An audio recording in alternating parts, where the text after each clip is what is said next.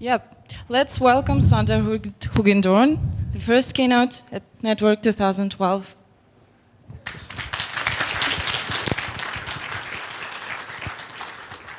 Thank you. Okay, well, good morning, everybody. I'm very happy to be back. I was here last year. Did anybody visit the conference last year? Okay, so then I'll skip half of my slides. No, it's a different talk. You know, last year I did a very technical talk about frameworks and how they can fail in your project. So this year I'm doing a talk about Agile, which is becoming more and more popular these days. Actually, it's been more popular than it has ever been now. So this is a good time to not only explain about Agile, but also to warn a bit about Agile. Because unlike a lot of people think, if you do Agile, everything works fine and your project will go smoothly. And well, not always. There is a lot of stuff that can go wrong in Agile projects as well. So I'm going to explain to you in the next hour not only about what Agile is, but also what it is becoming, and also why a lot of the projects that are Agile now will also start failing over the next few years. I hope that doesn't disappoint you. Who of you is in an Agile project, by the way? One? Okay, let's see if I have another talk on my laptop then. Okay, no, so that means, but you all know what Agile is, do you? You've heard of Agile and Scrum, and is anybody who's Scrum Master, certified Pokemon trainer, Jedi Knights? What? Okay, well, that's a good room. Good way to start. Okay, let's switch on my remote. So this is me. Well, it's me here in the left corner. That's not me on the picture. I'm much better built, as you can see. So I work for Capgemini, which is a really, really large company. I think we have about 130,000 people worldwide. I'm only one of them. There's always people asking me, do you know him or her? And I said, well, usually not, because there's a lot of people in the company. But and I have a really peculiar function title called Principal Technology Officer. It doesn't mean anything, so don't worry, don't be afraid of it. Actually, I'm just a developer. That's what I do. And I wrote a couple of books about Agile and UML, and probably my next book will be about software architecture. And I did some talks everywhere, and this is probably the most important part of this slide. It's my Twitter account, so if you want to tweet about the session, please do. And if you have any questions about the session, you can best ask them through my Twitter account. It works the fastest, faster than my email, because I won't read my email until I get back to the Netherlands, where I come from. I won't show the slides of the Netherlands that I did last year. I used them yesterday, so I won't use them today. This is my new book. It's in Dutch. And it's quite a good book, I can tell you. I just finished it. It's in shop since last week. And the German translation is already on the way. I just got the German manuscript yesterday in my email. And we're working on an English translation as well, so hopefully it will be in English hopefully in a few months. So, just to be assured, I'm also a developer. I will be talking about Agile, so there's not a lot of code in the slides. Actually, I put some code in the slides just to make sure that there is code. I will be doing a talk this afternoon that has a lot more code in it. But to be assured, I am a developer. I'll give you an example of what I do. I'm working on a project that builds a web application on top of a very large COBOL application that's been around for like 50 years or so. It's for the National Social Security Agency in the Netherlands. And I was working on some stuff in jQuery and JavaScript just to make sure that if they have changes in the forms they're filling in, and they close the browser, for instance, that they get a message box that says, well, you still have some changes, and do you want to save them? So at one point in time, 2 weeks ago actually, the project manager of the project was going to give a demo to the CEO of this company. And I didn't know that he was doing that. I was still in my experimental phase with this message box. So in the middle of the demo, he phoned me, and he said, you know what? Are there any more of these message boxes coming up in the demo? And I said, well, I don't know. And I really didn't know, you know. So just a quick warning, don't do this in your applications, because it will at some point turn back on you. Anyway, I didn't get fired, but he sent me this screen grab, so I thought, well, it's good to see. So it's not about code. What is it about? Well, first of all, I have to tell about Waterfall, of course. You all know what Waterfall is, do you? It's not this type of Waterfall, by the way. It's Waterfall in software development. And that's a funny thing. Does anybody know when Waterfall was first described in literature? What year? 60s. No, that's too early. That's too early. Well, it's a bit too early. In the 70s, yeah, sure. That's in 1970, to be more precise. So there was a dude in 1970 who wrote about waterfall development. And that's probably way before you guys were born. I was there, by the way, but I'm sort of an exception in this room. And dude, I'm old. And you know what? This waterfall piece that he wrote, you should read this actually. If you're in a waterfall style project, since you're not in an agile project, it's very likely that you are, you should actually read this white paper, written by a guy called Winston Royce in 1970. And this guy, he worked for Lockheed. He was sort of like chief engineer of software development, whatever. And you have to realize that before he wrote this down, there wasn't a really solid or fixed approach to doing software development projects. So he started writing this thing, and it's called Managing the Development of Large Software Systems. Now, in this particular white paper, there's a figure 2. I'll show you figure 2. It's this one. You've seen this, do you? You should be familiar with this one. It's the one you would love to hate, right? So this is what it does. It says, do your requirements, do some analysis, or not some, do all the analysis, then do the design, then code, then test, and then go into operations if you're lucky, right? That usually doesn't happen in most of the projects, by the way. Usually they end up somewhere here or somewhere there, and they get stuck and they run out of budget and run out of time. And there's good reasons for that, because this model is a single pass model. That means that every one of these stages is only executed once, right? So after the end of the software requirements phase, as they call it, the requirements are done. Are they? Check your own projects. Are they? No, they're not. They're never. Requirements aren't done until you get, at the end of the life cycle of your application. There's always new requirements, there are always new insights, changing requirements, stuff like that. And the thing is, in this particular model, they deal with it in the way that they try to avoid it. Just by saying, we're going to have the requirements complete, and that's it. And it sounds like a feasible way of doing this, because if your requirements are fixed and solid, then you can actually move on to the next stage, and it should be good, or you should be able to plan the rest of your project. Because if you have 100 requirements, and you can say, you know what, to build 100 requirements, it takes so much time. And to do the design on that, it takes so much time. But if you do that, you don't take into account that things change over time, right? When you start building stuff, you realize that the requirements that they put out earlier are probably not the right ones. Or they might change, or there's new stuff that you can do the requirements better in. New technology, I don't know what happens, but anything can happen during a project, right? So having these fixed and solid means that there's a sort of, it seems to be certain that you can plan the project, but it's sort of like, well, you're on drift sand. It's like you're slowly sinking away in the sand, right? And the next thing that goes off is testing. If you do testing when coding ends, that seems plausible, but I'll give you one example. I was doing a project that was actually my last Waterfall project back in the 90s. I was working for a bank, and they were building an application that does data entry. It was written in Power Builder, which is a sort of like an ancient language to do software development in, but well, it was pretty popular in the 90s. And so it was a desktop application running in Windows on the machines of the developers and the testers and the end users. And the architects, the software architects, who by the way didn't write code, so they're the wrong kind of software architects, and they had figured out that it would be good architecture that if you leave the field that you just filled in, you tapped out of it, then all the validations that were necessary were triggered dynamically. And that means that they had to create a lot of objects to do that and stuff like that. So that was okay. So we built the application and we were done right here after 1.5 years in the project, and the testers started testing.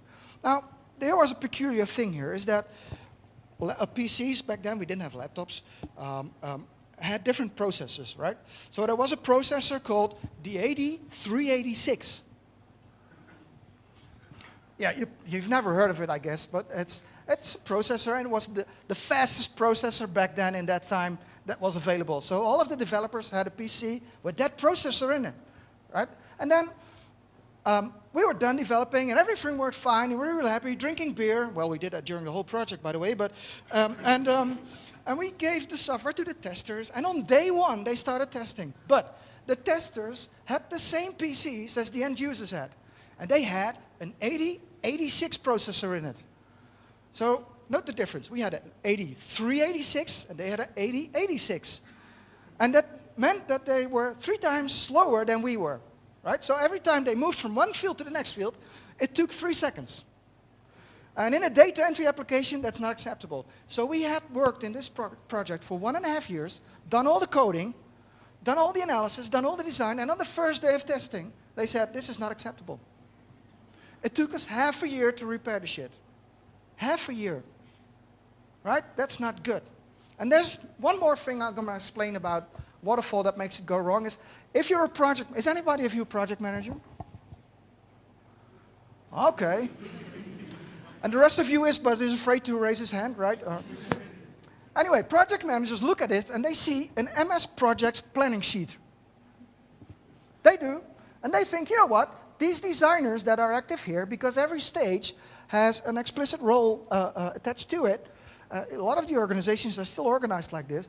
And you know what? When the designers are done, they can go out of the project. That's much cheaper. Well, it is cheaper in a sense, but if I do the development, so the developers don't come in until here, and you get a very thick document that describes what you need to build. And if you're new at a bank, for instance, you probably don't know what it's about. I don't know anything about accounting and stuff like that. So if you come in here, there's a lot of knowledge that you miss. And that knowledge is in the head of the designers. Although they might have written really huge books on requirements and design and whatever they have, still there's more knowledge in their heads. But that knowledge is no more available because they left the project. And these reasons are why Waterfall fails so miserably. So a lot of the projects over time, the Waterfall project, have failed. And they are still failing. Actually, to be quite honest, it's hard to admit, but I'm in a Waterfall project right now. It's my first since 15 years, and I hate it. I just hate it. It's so much abundant work, irrelevant work that we do. There's so much detail in there that we really don't need, because the guys who are doing the design are sitting opposite to me on the same block, so I can talk to them, but they write these really big documents because they are mandatory to do that. It's the client that says, no, we need all the documentation for later. Documentation will change before the application is done, but anyhow, they need the documentation. So it's horrible. It's actually horror. And the good thing is, Winston Royce was he didn't like Waterfall at all. In 1970, he said, well, this is actually the next picture in the white paper. He said, you know what, you should be able to go back to the previous stage on all times in a project. There's no exception. You should be able to go back, once you start coding, to the design. Because if you have new insights or new ways of solving stuff, you should be able to adjust the design and go forth again. And that was typically not done in Waterfall. He wrote this in 1970. Actually, it goes even further. There's a quote in the white paper. It's actually a very good white paper that says, note that it is simply the entire process done in miniature to a time scale that is relatively small with respect to the overall effort. He actually says here, cut everything you want to do in small pieces and do them piece by piece. And doing them piece by piece, he means all the stages, go through all the stages until you're done, and then pick up the next piece. And if you know anything about Agile, this is more or less what Agile looks like. These are really, really small miniature waterfalls on one work item at a time. So he actually wasn't the father of Waterfall, and he fought the fact that he was the father of Waterfall until he died. And even his son, who is also, he's working for IBM, even his son is still fighting the fact that everybody think his father is the father of Waterfall, which he isn't, but because he's actually something like, I don't know what, the grandfather or the granduncle of Agile. That's what he is. So, cool. So now Agile. So what is it with Agile? Agile is to be the silver bullet for all your projects. That's the phase that we're currently in. Everybody is starting doing Agile. If I look in the Netherlands where I live, every company that we talk to wants to do their projects Agile.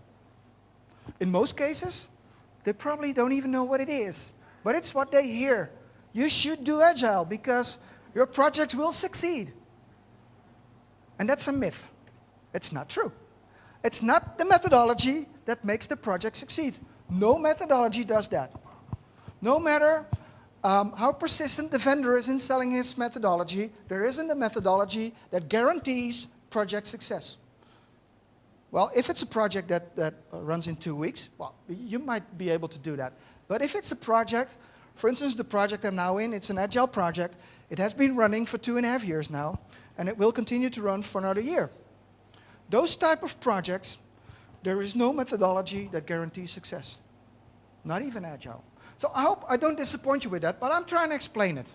So there's a good thing. I tweeted this a while ago, and this is to show you what the difference is in opinion between people thinking about Waterfall and thinking about Agile.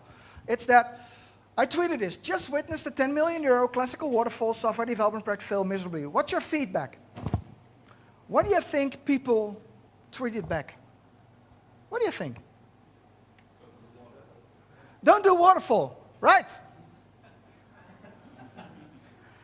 There was a lot of people say, well, it's obvious, don't do Waterfall. Waterfall doesn't work. Well, it doesn't actually. And there was also somebody who tweeted, does the name of the project coincidentally start with a C? So I suppose if your project name starts with a C, you're doomed, right? Especially when it's a Waterfall project. So basically, what people are saying is that the methodology doesn't work. And that's right. So I tweeted this one a few weeks later. I've heard about a Scrum project that spent several million euros and didn't deliver anything. What do you think people now tweet? What, sorry? They're doing it wrong, right? You got it really right. They didn't apply Scrum right. So the belief is, if you do Scrum right, and Scrum is an agile methodology, but there's lots more of agile methodologies. If you do Scrum right, your project will succeed. And it's not true. It's not. Although a lot of people in the Scrum community, they make you believe that if you do Scrum right, it's your fault if the project fails. Well, that's true, actually. But it's not if the project succeeds, it's also because of you. It's not because of Scrum. Now, I know I like Scrum a lot. I'll show you that. See, I like Scrum a lot. I hate Waterfall. It should be abandoned. It should be never be used again anymore. So if you're still in a Waterfall style project, go to your project manager, or if they're in the room, talk to them right now and tell them Waterfall is wrong. But also tell them, go Agile, but please be careful how you do it. Scrum is good, but more and more Scrum projects will fail. And I'll try and explain why. Well, first of all, let me show you this one. Does anybody know what this is? These are no Cyrillic characters, I know, but it's Japanese. Do you know what it means? Right, very good. If I would have English copies of my book now, you would have gotten one. So, so this is Shuhari. So Shuhari is actually a model about how you learn things, right? So first you have to start at the basic level. It's called Shu. I don't know what it means, but it's called Shu. Oh, it says what it means. It says protect and obey. I like that. It's traditional wisdom. It's about learning the fundamentals. Learning from someone who knows what he or she is doing. Learn from an experienced guy or girl. I did a lecture at the university yesterday, and there were students coming up to me and they say, well, you know what?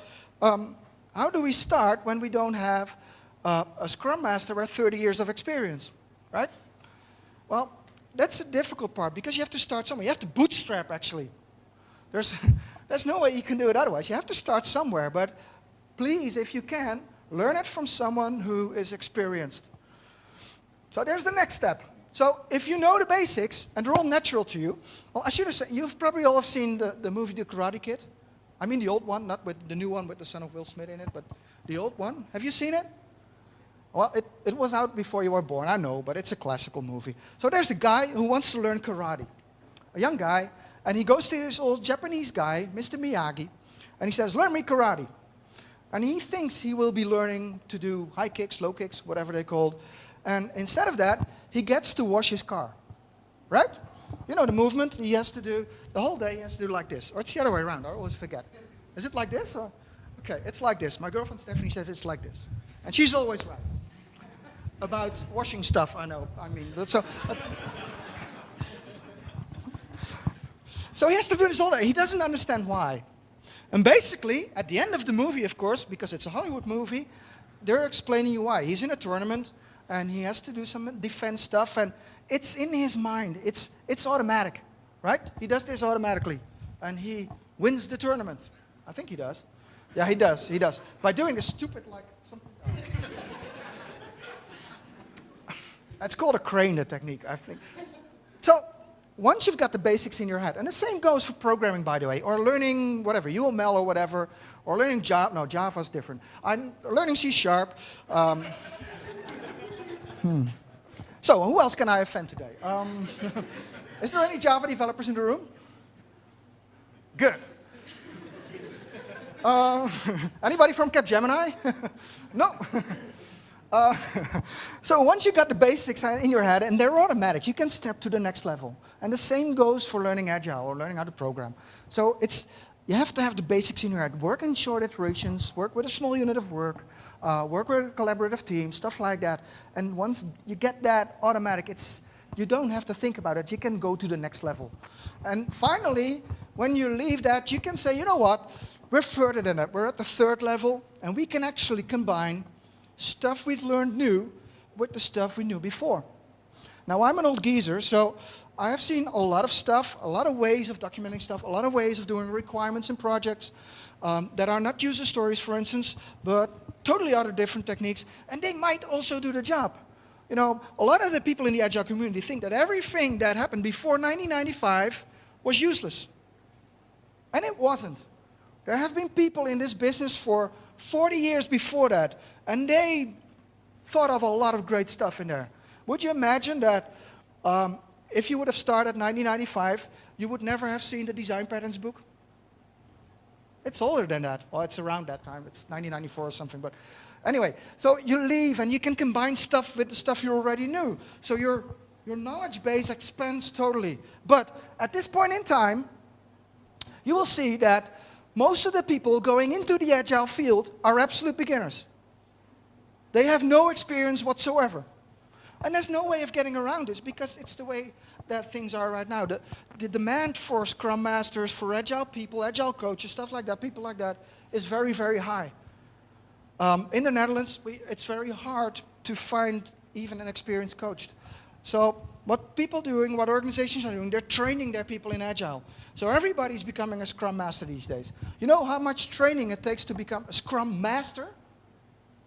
2 days, right. So imagine you're in this project, and I say, oh, you're a Scrum Master, show us how to do it. Well, I've had this 2-day training course, and I know how to rip Post-its off the block and put them on the wall. But other than that, I really don't know. So that's what's happening now in a lot of projects. And those projects have a larger chance of failure, of course. So I'll show you a quote from an email that I got a while ago. It was actually in Dutch, but I translated it this time, unlike my book. So it says, Jack states that we have over 300 resources who are trained as Scrum Master. As it happens, I'm meeting him in this afternoon, I'll ask him. 300? You know, we employ about 9,000 people in the Netherlands, Capgemini, and it's very likely that we have 300 resources. I don't know what it is. Is that computers? I think he means people. It's the way account managers talk. You know, they talk in resources, not in people. I hate them for that. And there's also another bug in this silly sentence, is that Scrum is not an acronym. So if you see that somewhere in a document saying, oh, we do the Scrum methodology in all capitals, they don't know what they're doing. Because Scrum is just not an acronym. Also, you see people writing Agile/Scrum. That doesn't exist either. There's no such thing as Agile/Scrum. So if you see documents with that in it, you're officially allowed to laugh at that. So with 300 certified Scrum Masters, we don't even have 300 projects at Capgemini in the Netherlands. So how on earth did they get the experience? Well, they don't have that. And it's not only at Capgemini, it's at all the organizations that I visit. All our clients and all our competitors are at the same stage. There's a lot of people moving into the field without any experience. And that is what's slowing the adoption of Agile, is slowing down because of that. And a lot of projects will fail. So move on. So So suppose you are a certified Scrum Master, and you are in this particular project. People regard you as this. You know it all. And then there's two types of people. There's types of people that make you believe that they know it all and in fact don't. And there's people that say, yeah, well, I don't know either. Those are the second. I prefer the second one because you can learn them stuff. And basically, if you ask somebody in the Scrum community a question, you know what the basic answer is people in the Scrum community give you? They say, it depends. That gives you clearance for everything, right? So don't believe everything they say. And please don't regard the certified Scrum Master, Jedi Knight, Pokemon trainer, Lean champion, Kanban, whatever guy as being your new superhero, because they're just not. They probably have as little experience as you guys have, except for you, because one of you was in an agile, you were in an agile project. So other than that, you have to learn. And learning is something in an agile project, it's something you do every day. My current project is now in iteration 63. 2 iterations, iteration 63. The team has been stable for more than a year. We had some changes before that, but other than that, we're fine. So we know each other really well. We know what everybody's capable of, what they can do. We know how we work. Would you believe that there's still room for improvement every day? Yes, there is. Always. Every retrospective, every evaluation of every iteration, we identify new things that we can improve on. And that's a good thing. And that's one of the basic things why Agile is so much better than Waterfall. You can always learn, and you can always learn more, right? So the next thing about Agile. About what I see here is that the other group who claims to know it all tends to apply Agile, and Scrum in particular, because Scrum is by far the most popular approach that we have right now. I think about 2/3 of all Agile projects are Scrum projects, in fact. So what they will do is they will start to apply this stuff really dogmatically. And just to give you an idea what that means, although I think you in the former USSR know what the word dogma means, a dogma is that's not a good way to turn, is an established belief or doctrine, Scrum, held by a religion, well, also Scrum, I guess, or a particular group or organization, the Scrum Alliance, or the Scrum.org, or whatever they're called. It's authoritative, that means can't waver, and not to be disputed, doubted, or diverged from by the practitioners or believers. And believe me, there's a lot of Scrum believers out there. And the same thing will happen to Kanban, by the way, in a few years' time. So this is what people do. They say, if it's not in the Scrum guide, you're not allowed to do that. And I'll show you some examples. First of all, they start doing this. It's Scrum is the only true religion, and everybody who is not a Scrum Scrum believer, will kill you. And if not, we'll make sure you're never in a project again. And I don't know how to do this in Italy, but it's probably different, and they probably kill you at first sight. But, and this is so wrong, because there is no true Agile belief. There's a lot of Agile approaches that have good things in them. And I will show that to you in the rest of the talk, I think, if I still have time. Yes, I have. And I'm a Waterfall speaker. I always run late. Yesterday I had about an hour and 50 minutes, and it took me 2 hours and 25 minutes, something like that. So, but it was a good story, though. I think it was. So this is what they do. And some concrete examples. Have you been in stand-up meetings before? Do you like it? No? No? Why don't you like it?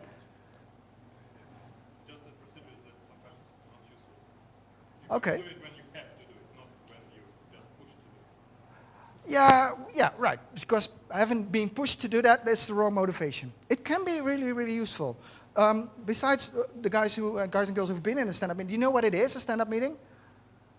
I'll show you an example. This is, I think I have an example. Right, this is an example of a stand-up meeting. They take place every day. That is, usually not on Saturdays and Sundays, but other than that, usually every day. And what you do is you stand up in a circle, like that, and everybody gets to speak for around 30, 45 seconds, and they tell what they did yesterday on the project, that is, not in the evening and whatever, and what they're going to do today, and which impediments there are, right? Impediments is a big word in Agile. It just means stuff they cannot deal with and need help for. Sort of like that. So, and since you're in a circle and everybody in the team is there, other people can respond to that and say, oh, you know what, I'm going to help you out with this one.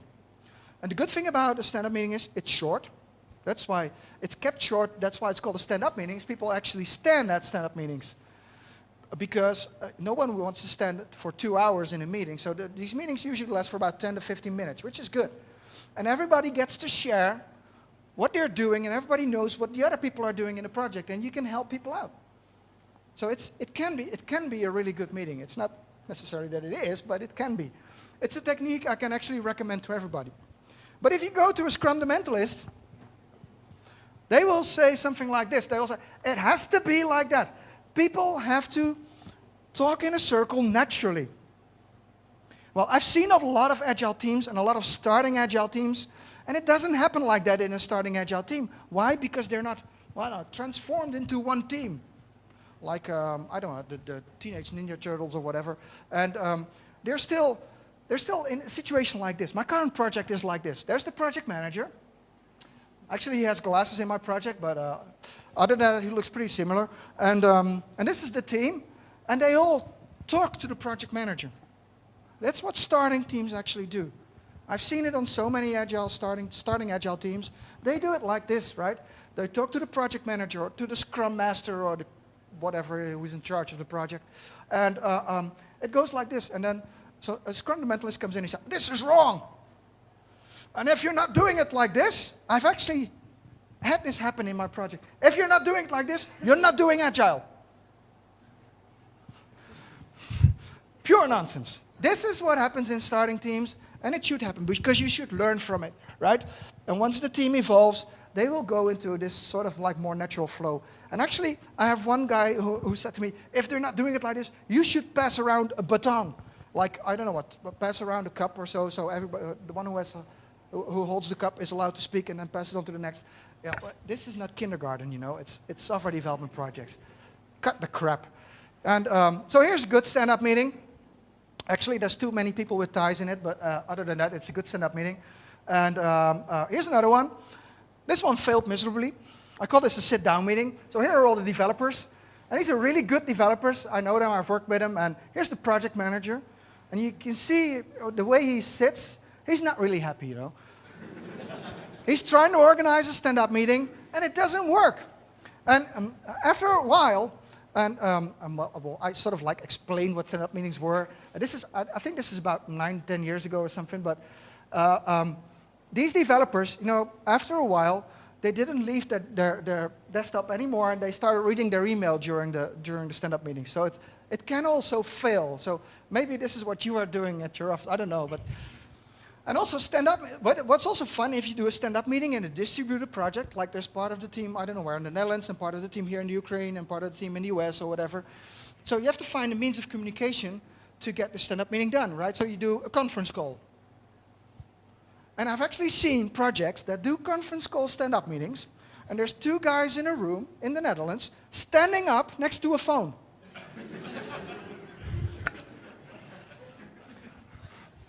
That's pretty useless, you know. Oh, this is another one. I like this one. If you do an Agile project, usually you do it something like this. Guys in Agile project, if you've seen Agile projects in your neighborhood, they have something called a task board. It looks like this. There's a lot of, these are the user stories. Oh, I have to do it like this, of course. These are the user stories, and these are the tasks coming from the user stories, and they move them from left to right. So basically, this is your development process. You have things to do, things that you're doing, and things that are done. To me, being usually in rather complex projects, this is not enough. It's basically not enough saying, oh, we're working on that one. Oh, cool. So who's doing what? I don't know. We're just working on it. So we usually have dashboard or task board that are a bit more explicit, right? So this is an example from my current project.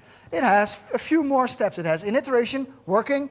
This is developer stuff, working. The other stuff is, you know what, other stuff.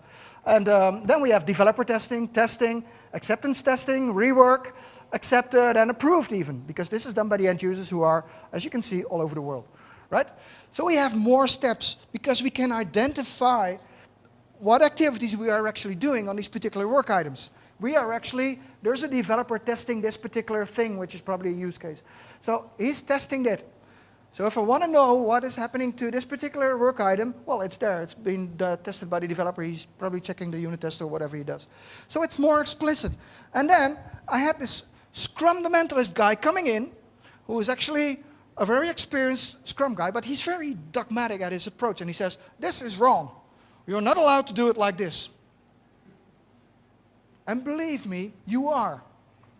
There's nobody telling you, not even Ken Swaber or, I always forget the other guy's name. His name is Sutherland from the last name, and I always say Donald Sutherland or Kiefer Sutherland, but that's wrong. It's Jeff Sutherland. They never tell you that this is mandatory. It's an example of how you can do this. And you should tweak that to your own project, how it works for you, right? Keep that in mind if you do Agile. Another example is this one. This is called a user story. User stories are written down on index cards. You've seen index cards? Well, I've got, I had a few in my bag, but anyway. They're like this big. And they have one red line and blue lines, and you write stuff on it. And if you write with a really thick marker, as it's usually done, you get something like this. As a librarian, I want to be able to search for books by publication year. This is a user story.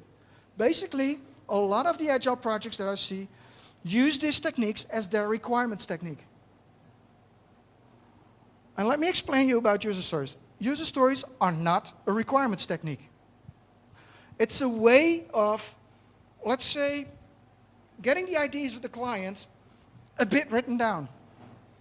And what people usually say, user stories are merely a way to get the conversation going.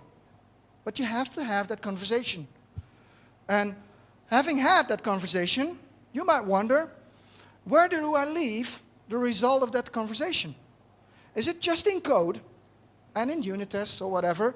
Or do we also write some stuff down? Or maybe create some model. Create a use case model, create a domain model, I don't know what, a database model, whatever you do.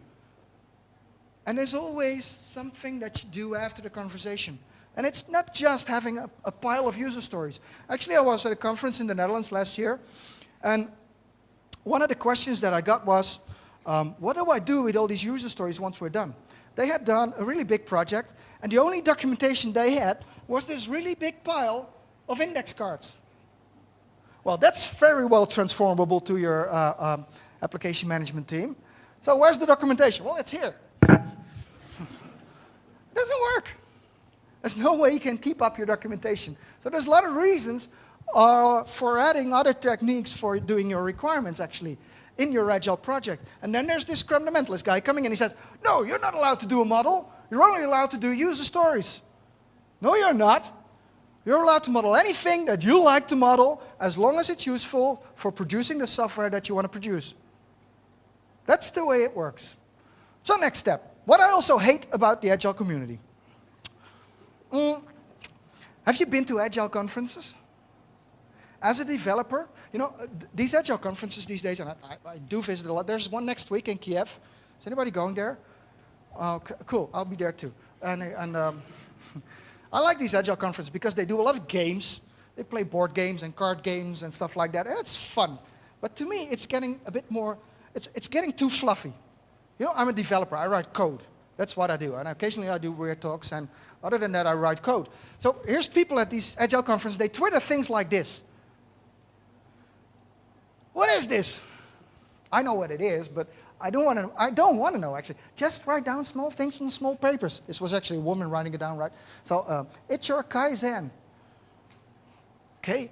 Cut the crap with all these Japanese. I'm using Japanese phrases as well, but this is change things in small steps, and it's so metaphorical, and you know what? I'm a developer. Stop writing things on small papers. Write code. That's what we do. Get away with all this fluffy stuff in Agile. I just figure out. Oh. So by the way, we're developers. Once I'm talking about developers, we're not totally guilt-free as well. I'll give you one anecdote. It's one of my favorite anecdotes. I was doing the very first .NET project in the Netherlands. That was back in, 2001, I think. What was the first version of .NET? 2001? Right? Something like that?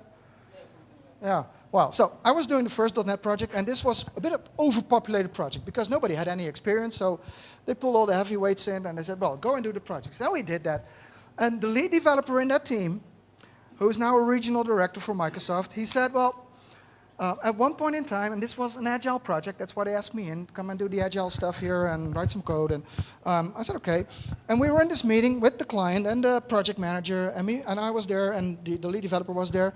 And actually the requirement was, it was a pension fund, and he said, well, we need to have a list, just a simple grid, that says this is the region, and here's the number of people who are insured with us, and the other region and stuff. Okay, basic stuff, simple grid, we could build it in half an hour, right?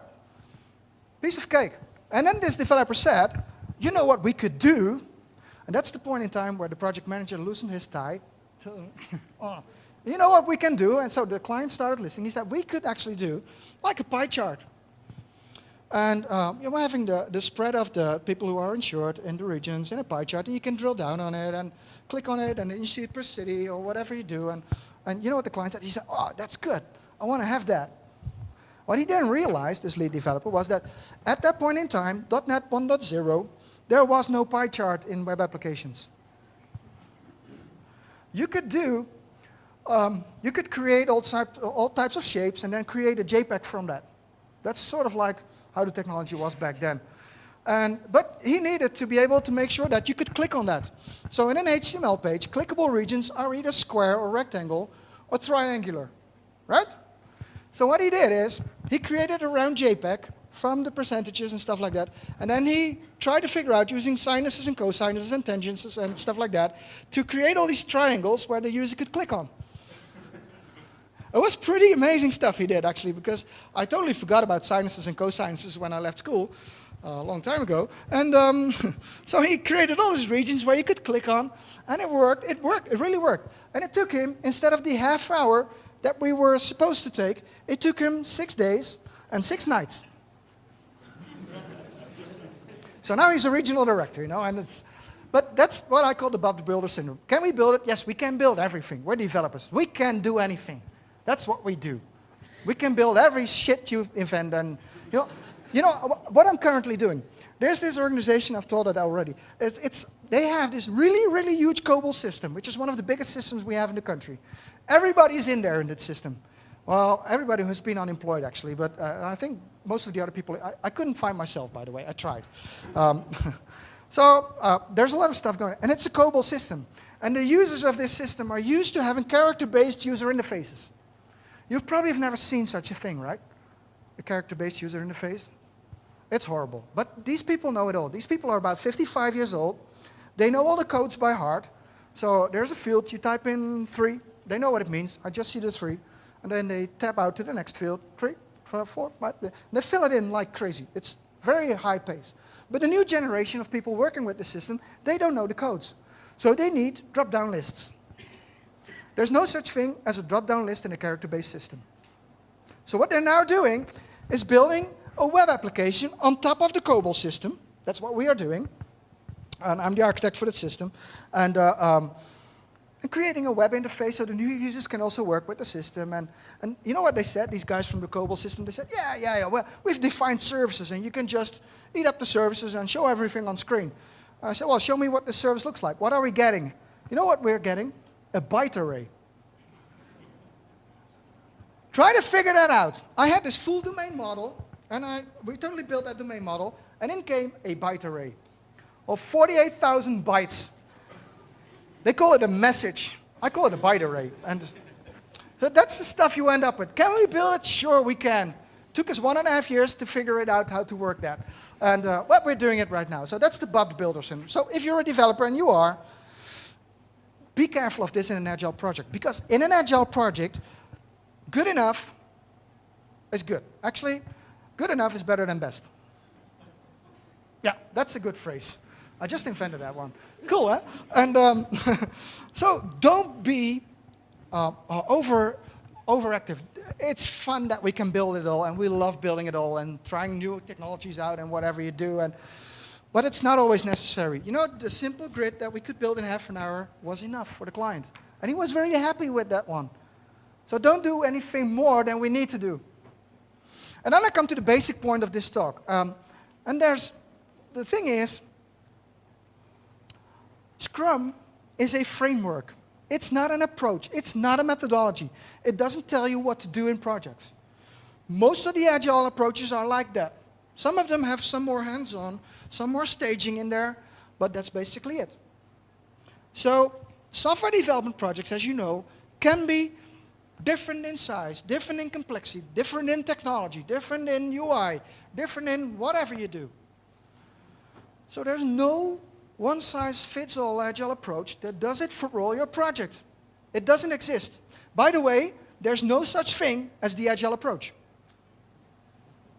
So if people come up to you and they say, we want to do this project agile, or use, no, let's rephrase that. We want to do this project using the agile approach,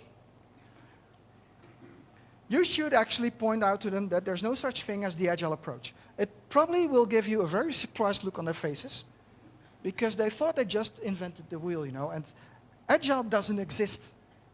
There's no such thing as agile. There's something like the Agile Manifesto. That's why they invented the word agile. That is for software development, because the word existed before, of course.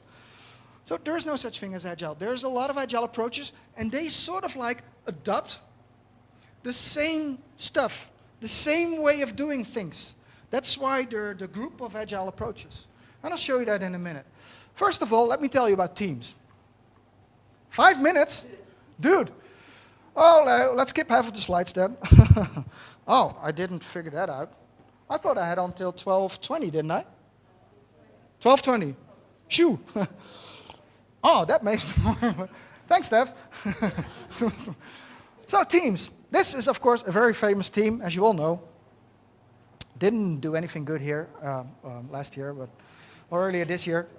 So there wasn't any good. So teams are very different. Teams, if you look at the different agile approaches, are really different. This is a simple picture of XP, Extreme Programming. It's a wrong name, I know. But if you go to a project manager and say, we're going to do this project using Extreme Programming, they'll probably fire you. But Extreme Programming is an approach, and it's not to be confused with pair programming. I see a lot of people saying, two people behind this, oh, we're Extreme Programming. No, you're pair programming. That's something different.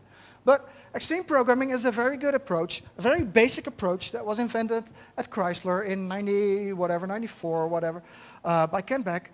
And if you look at the roles defined in XP, there's only 3 of them. There's the coach, there's the customer, and there's the developer. That's it. That's how you build software. Actually, the project that they invented this for was a really huge project. It was the payroll system for Chrysler, which was a really big company back then. I don't know if it still exists anyway, but it was really big, and they built cars, and so they had a lot of people working. So the payroll system. Can you imagine building a huge payroll system with just a client, a coach, and some developers? Doesn't happen. So the approach didn't fit the client. The project failed, by the way, although XP came out of it, so that's a success. And then there's Scrum. You've seen this picture. You should have seen this picture. This is a basic Scrum picture. This is what Scrum does. You have the product backlog, and I'll tell you later about where does it come from. And then you extract work items for it, doing those work items in an iteration, and out comes some product, some shippable product. Well, that is potentially shippable product increment. Software, that is. Usually it's software, but it could also be a document. Although we don't like writing documents, right, of course. So in Scrum, this is defined. Like there's a product owner, sort of like the representative of the client. There's the Scrum Master. Oh, we've talked about him. And then there's the team. And you might wonder, who's in the team? Well, in the team is typically 5 to 9 people. In my team, there are 12. With cross-functional skills, this is important, who do the actual work. And here's the work: analysis, design, development, testing, technical communication. What on earth is that? And they document stuff, right? So this is what they do. And to be quite honest, if I would have had a team that just has some developers, we would never be able to do this. Developers don't write documentation. Well, good developers don't. No. We write in-code documentation, right? We don't write user documentation. I hate that. I don't do that, by the way. So I refuse to do that. There's other people doing that. There's the designers and the analysts who can perfectly do that. But you need to have them on the team, right?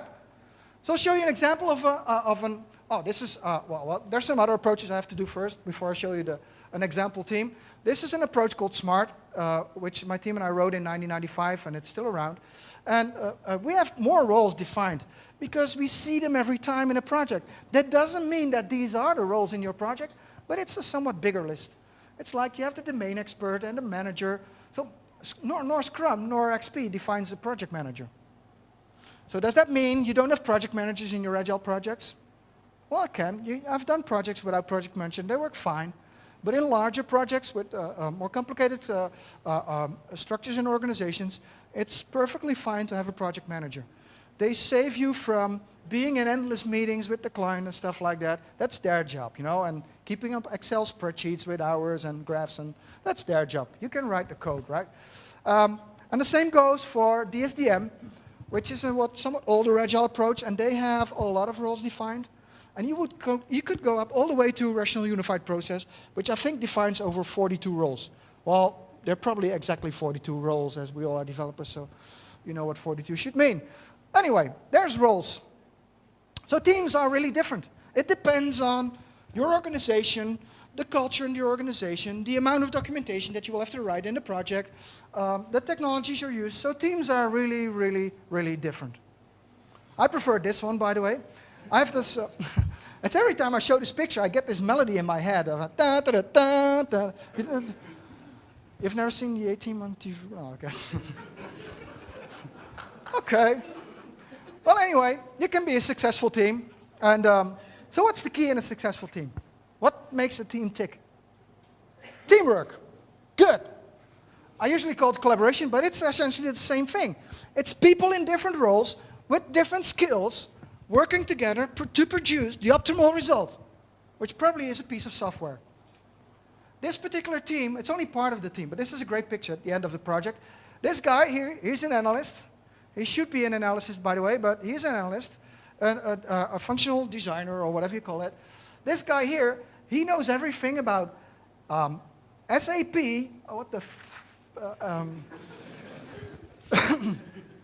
middleware. I totally blocked what it was called.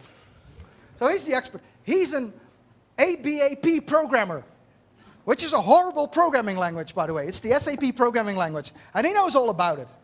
And it's ugly. It's almost as ugly as Visual Basic. And this guy here was a client user, and they are standing together here, celebrating a successful project. But there were a lot more guys in the team, and the big question is, if you're in this organization, what happens to the people? Because most of the IT organizations in this world are still organized using the waterfall model. So you have analysts, requirements people, designers, developers, testers, and people working stuff in operations and keeping the thing going and whatever they do. So what happens to these old geezers in the project? Well, you can actually fit them in.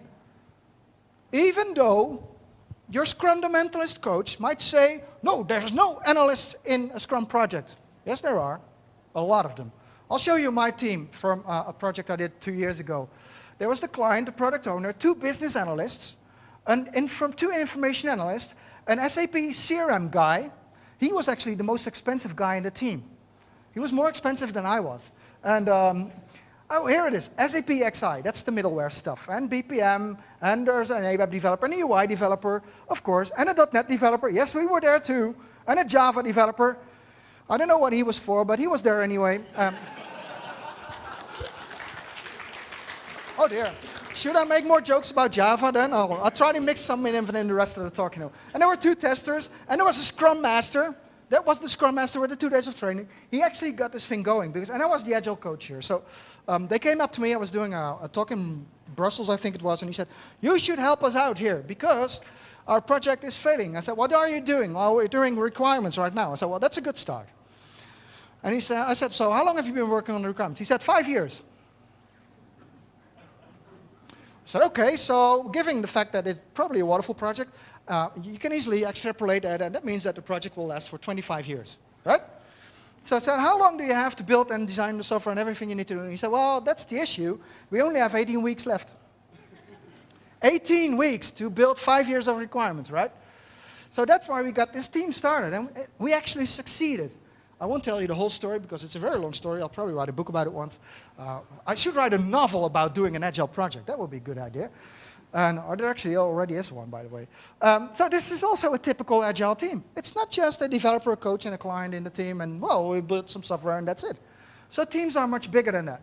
And then the next question comes along, is where does the backlog come from? You know what the backlog is?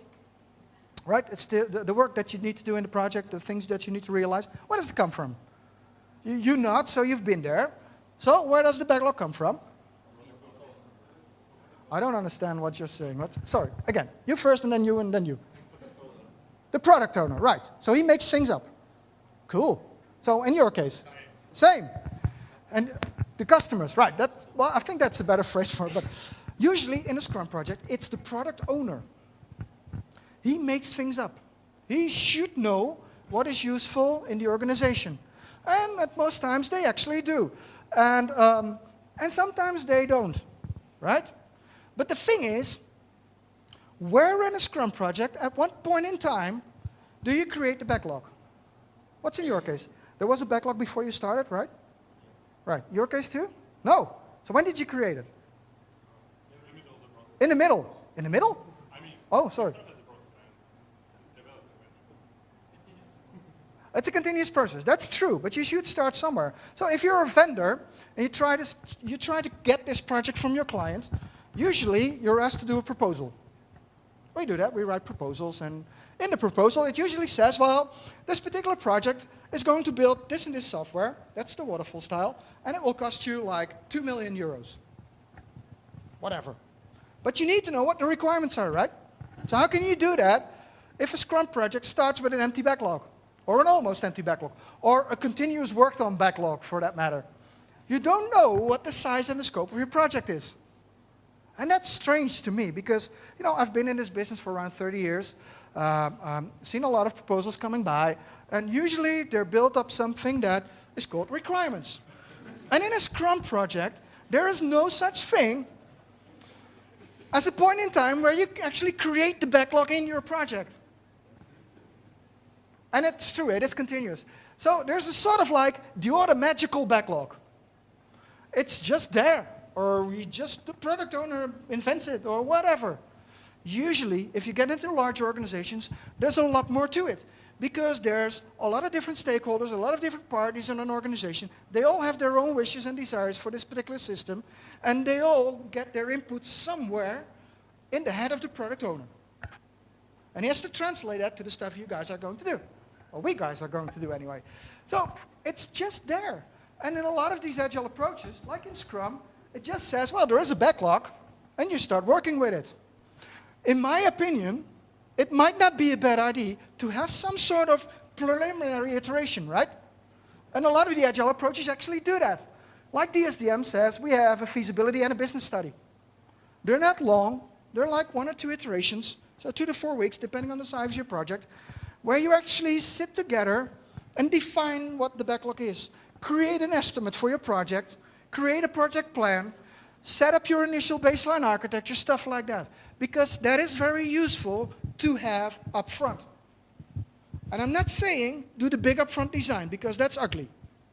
But do some upfront design, please. Do a proposal that is based on real requirements. And it doesn't mean that the requirements are fixed, because as you were saying, it's absolutely correct, it's a continuous process. Requirements will continue to change, but it's not a bad thing to have a baseline for your requirements. So FDD, which is another agile approach, also does that. It says develop an overall model. And that's a very good statement. Build a features list. These are actually work items on the backlog of an FDD project. And of course, there's Smart, and Smart also has that. We have a propose and a scope iteration, which are actually used for doing this stuff. And the end result of this particular iteration is called write the project plan. It's not bad to have a project plan, right? So, next step. What do you feel about documentation? Do you like writing documentation? No. Good answer. So this particular picture is actually from one of my projects way back. These are 15 of these things in there, and they're stacked with paper. And this was a project that we were doing, my company that I worked for back then was doing, and there's 15 of them. And at one point in time, I thought it would be a good idea to pick one of them from the cupboard and take it with me when I do, I don't know, training seminars. So I carried it around for quite a while, showing people how not to document. So I had one out of the 15 of these maps. And at one point in time, the project was already going for, I don't know what, 1 year, 1.5 years, I don't know. I was cleaning up my room in the office, and in my drawer, I found this map.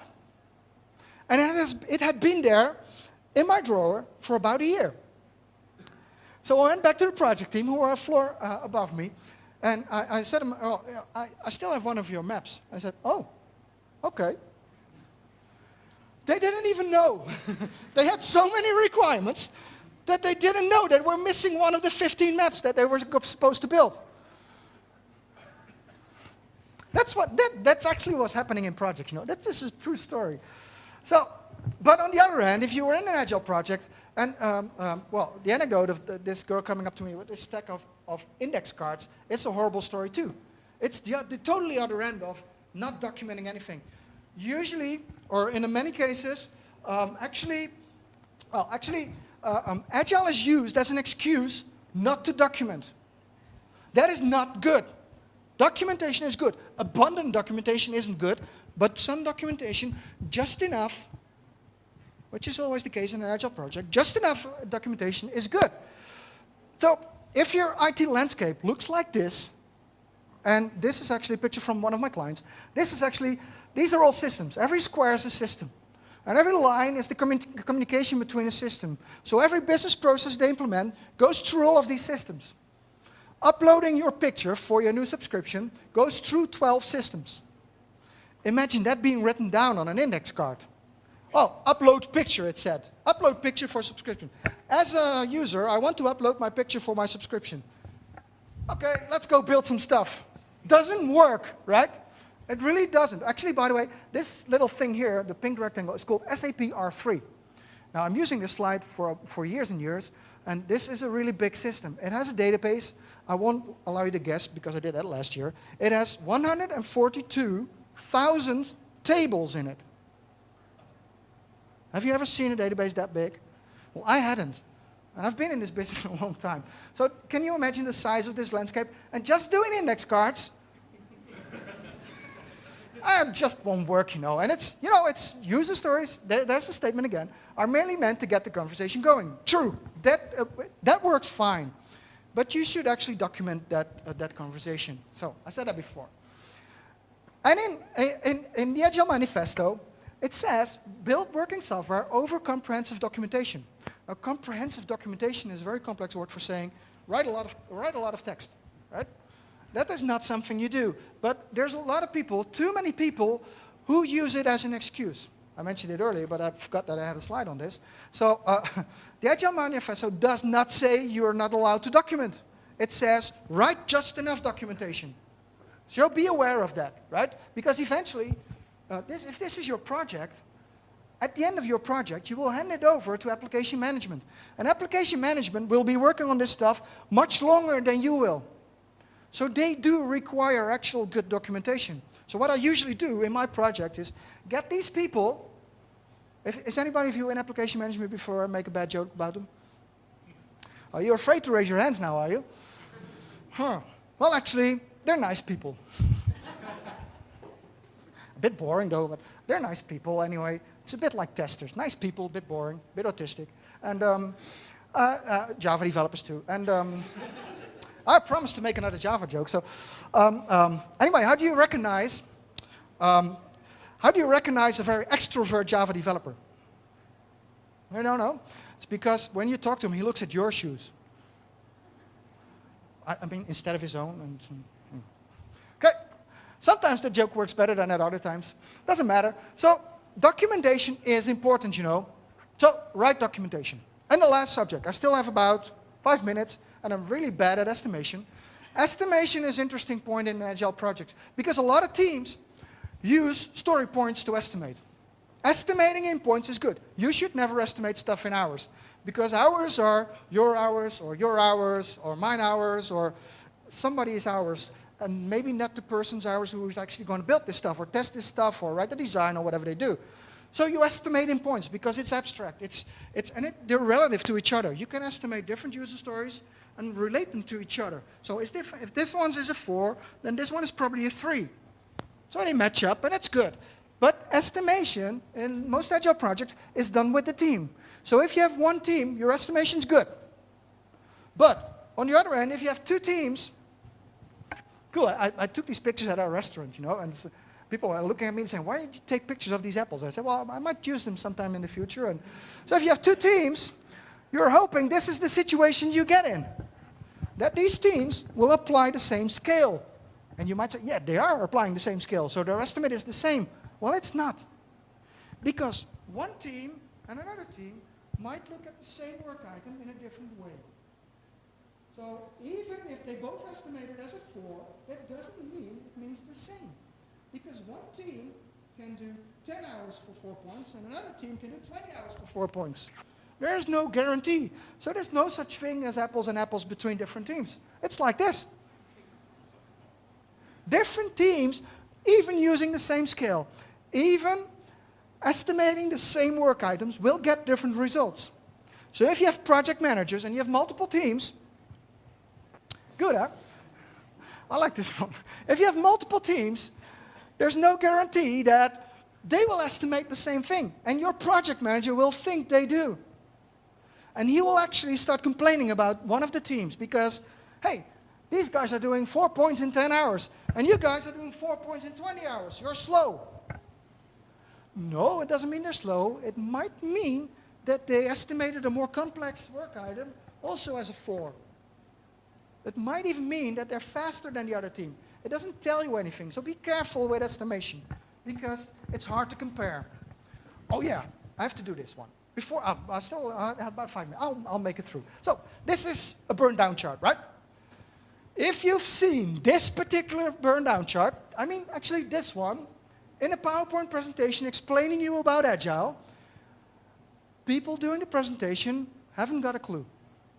Because this one is the first one that shows up if you type burn down chart in Google. So a lot of people just paste it in their presentations if they don't have an actual burn down chart, right? So usually you find this burn down chart in presentations by people who do not do Agile projects. So don't believe them. But the burn down chart is actually a very good thing. This is ours, and this is actually burn up chart and burn down chart. You know what it is, burn down chart, by the way? Should I explain briefly, although I haven't got the time to explain it anyway. So, so you estimate in points, and here's the start of the project. So here's the start, and we started off with around, I don't know what, 950 points in the project. So we create stuff, and we get it accepted by the client. And so the amount of work that we still need to do gets lower, right? And that is what this line is actually showing. This is the actual amount of work that we still need to do here. So this is the burn down chart from iteration 35, and we're now at 63, so we're now somewhere there. And the one from 63 is much better, because the one from 63 will have this line going all the way down almost to 0. And once we reach 0, we're done. So a burn down chart is a very good way to predict when your project is done. We also use the burn up chart. That's this one. It's the amount of work that we still need to do. And this is the total amount of work that we have. This is where you can see that the scope of your project, the total amount of requirements, changes over time. So yes, it is a continuous and ongoing process. And what does this point in time mean? Do you know what it means? Can you imagine what it is? It's halfway through the project, right? True. That's interesting, right? We celebrate that. We actually celebrated all these iterations, by the way, but okay, that's a good thing. So, my conclusion will be, there is no such thing as a one-size-fits-all Agile. There's lightweight Agile, there's mid-weight Agile, and you might even say there's heavy Agile, which is not Waterfall, by the way. But so what you need to do is look at Agile as a sliding scale. There's different approaches, and some of them are really, really simple to use, like Scrum. You can just do Scrum. You can start tomorrow, not tomorrow, but on Monday. You can start on Monday, do a Scrum project, and you're fine, and you can start with that, and it will grow.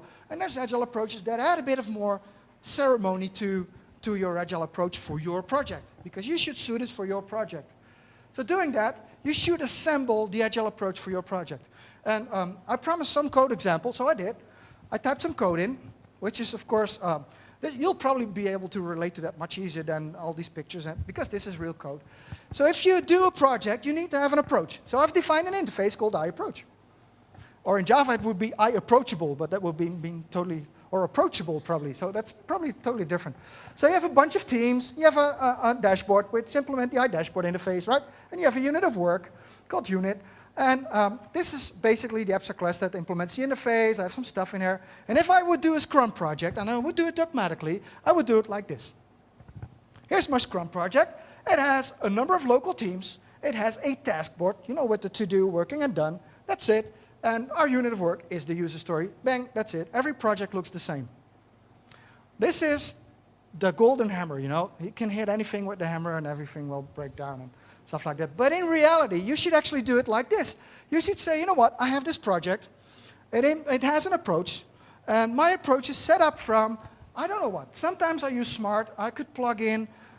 You should use dependency injection, of course, here, because otherwise you have all these dependencies. But anyway, you can test it much better. So use DI. And here I implement Smart. But I use a different way of approaching the board. It's a Kanban board, which is totally different. But it's useful in this particular project. And you know what? This particular project has 2 teams that are local and 1 in the Ukraine. Oh yeah, by the way, my unit of work is a feature. So you assemble stuff, right? That's what you should do. And then you see that lightweight agile, you might use very simple things like like a library and like a team that is co-located in one location at the client. Use simple things, like the static burn down chart from Google, and use a task board. But in more complex projects, you could actually do it like this, like have a more complex approach, distributed teams, more documentation, having more complex ways of looking at it. It gets more complex. So don't treat your complex project as being a lightweight agile project, because it just doesn't work. I'll skip this one for the moment, right? Because I haven't got any more time. And so, well, here's the conclusion. So, Agile is not a religion. Scrum is not a religion. Kanban is not a religion. DSDM and all the other ones, they're not religions. So don't be a zealot. Please don't. Please do not try to approach this dogmatic.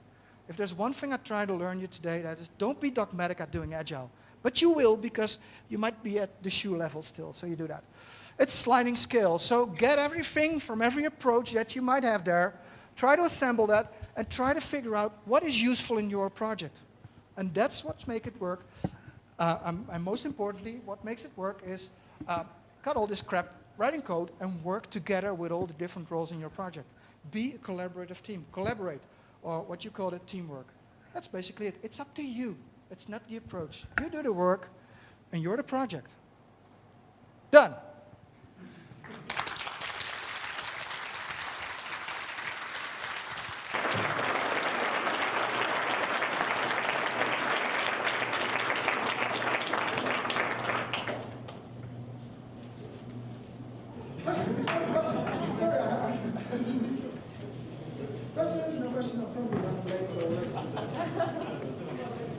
I'll be here the whole day, so if you have any questions, don't hesitate.